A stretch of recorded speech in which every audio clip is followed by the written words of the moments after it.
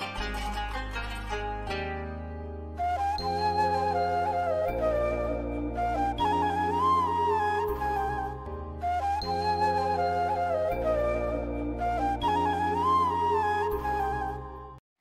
عليكم، اهلا حبيبي. النهارده هنعمل معاكم كحك العيد. كل سنه وانتم طيبين، عيد مبارك.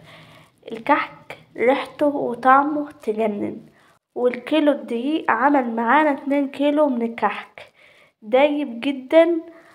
وقبل ما نبدأ ما تنسوش تعمل لايك واشتراك في القناة وفعلوا زر الجرس عشان يوصلكوا كل جديد. ويلا نشوف الطريقة. معانا كيلو من الدقيق منخول، ويكون نوع الدقيق كويس، معلقتين كبار من اللبن البودرة، ومعلقة ونص بودر وفانيليا، ونص كيلو سمنة. وهنقدحها. هنحط دلوقتي المواد الجافة على بعض، الدقيق واللبن والبودر والفانيليا ورشة الملح، وهنقلب كله مع بعض.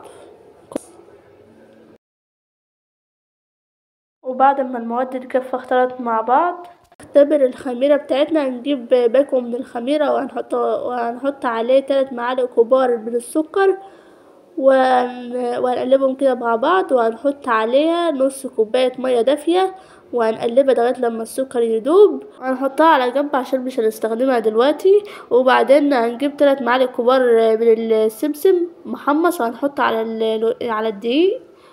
وبعد ما قدحنا السمنة هنحطها كده شوية بشوية على الدقيق ونقلب.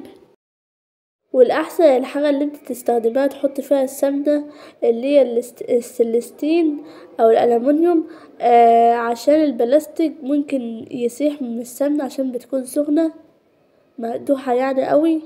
وهنبدأ نقلب كده عشان الدقيق يشرب خالص من السمنة. وبعدين هنبدأ نبسس خالص كده كله مع بعضه عشان كل الدقيق يختلط مع السمنة. حوالي ربع ساعة كده نبسسه لغاية. وأول لما بدأ يبقى عجينة ناعمة كده، هنحط عليه الخميرة بعد ما خمرت، وهنقلب مش هنعجن، هنقلب بس الشكل ده. وهنحط دلوقتي كوباية مية، ممكن تحطي كوباية لبن، الكيلو بياخد كوباية مية.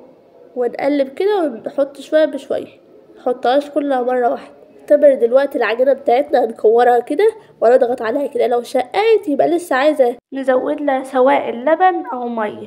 ودلوقتي هنبدأ نشكلها بالمنقاش بتاعنا بالشكل ده، واي شكل بقى تحب تنقشي بيه يكون ظاهر كده بالشكل ده. ولو لقيت العجينة بتلزق وبتشد كده في المنقاش، تبقى عايزة تتعجن وتزودي لها كمان سوائل. وهنعمل كله بنفس الطريقة دي. وده شكل تاني، نضغط عليها كده بس ما نضغطش عليها قوي عشان الملبن ما يطلعش منها. اما الحشوة بتاعتك ممكن تحشي ملبن او ممكن تسيبيه سادة. وهنعمل كل الكمية. وبعد ما خلصنا تشكيل العجينة بتاعتنا، اول حقوق هنعمله هو اول واحد هندخله الفرن على درجة حرارة 180 متوسطة. والكحك بياخد حوالي 25 دقيقة ل30 دقيقة يكون استوى وتلدن. وده شكل الكحك بعد ما طلعناه من الفرن. التسوية بتاعته بتشغلي مروحة الفرن، لو ما عندكيش مروحة تشغلي النار من تحت. اول لما يحمر من تحت تشغلي الشواية ياخد لون ذهبي وطلعيه.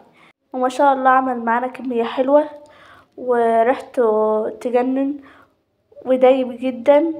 وقولوا رأيكم في الكومنتات، وما تنسوش تحطوا لايك واشتراك في القناة وفعلوا زر الجرس عشان يوصلكوا كل جديد. ووصلوا القناة ل100 مشترك.